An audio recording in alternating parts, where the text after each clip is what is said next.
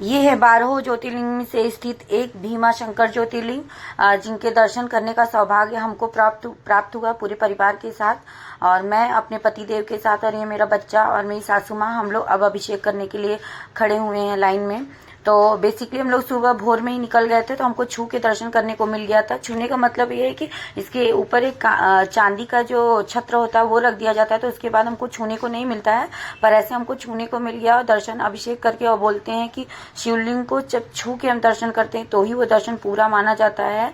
और कई कई जगहों पे तो नहीं छूने दिया जाता, एकदम दूर से ही दर्शन होता है। लेकिन अभी क्या कर सकते हैं, जहाँ पे है अलाउड वहां तो कर ले। और ये मेरी सासू माँ है जो अब अभिषेक कर रही हैं, और हम लोगों को दर्शन बहुत अच्छे से हुए। तो मेरा तो आप लोगों को यही सजेशन होगा कि आप भीमा शंकर कभी भी जाओ तो पहले तो आप अपनी गाड़ी से जाओ, क्योंकि वहां पे बहुत ज्यादा दूर दूर तक कुछ आपको दिखाई नहीं देगा, कोई भी साधन नहीं मिलेगा।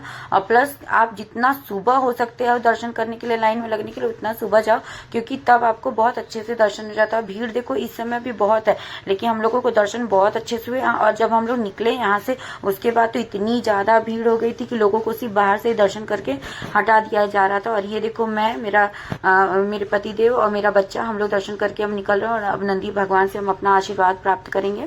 और यहाँ दर्शन करके तो हम लोगों को बहुत अच्छा लगा। और बोलते हैं कि यहाँ का जब दर्शन करके जो भी आशीर्वाद प्राप्त करता है उसको धन, यश, कीर्ति सबकी प्राप्ति होती है, और एक डिवाइन पावर तो जरूर है। और ये देखो मैं नंदी भगवान से अपनी विशेष मांगते हुए, और आप लोग भी दर्शन करके अपनी विशेष मांग सकते हो। और आप लोगों को मेरा पूरा ब्लॉग और शॉर्ट्स कैसे लगते हैं, please like, share and subscribe. Her her Mahadev.